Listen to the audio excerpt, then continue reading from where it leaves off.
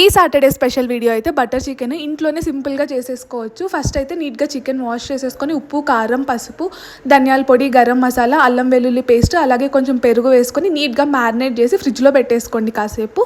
ఇంకొక ప్యాన్ పెట్టుకొని దాంట్లో బటరు, కొంచెం ఆయిల్, అలాగే బిర్యానీ స్పైసెస్ అన్నీ యాడ్ చేసేసుకొని ఆనియన్, పచ్చిమిర్చి, కొంచెం ఉప్పు వేసేసుకొని కొంచెం కొత్తిమీర, అలాగే టమాటోస్ కొంచెం పెద్ద పీసెస్ కట్ చేసేసుకోండి. కొంచెం జీడిపప్పు కూడా వేసేసి దాన్ని పేస్ట్ చేసి పక్కన పెట్టేసుకోవాలి.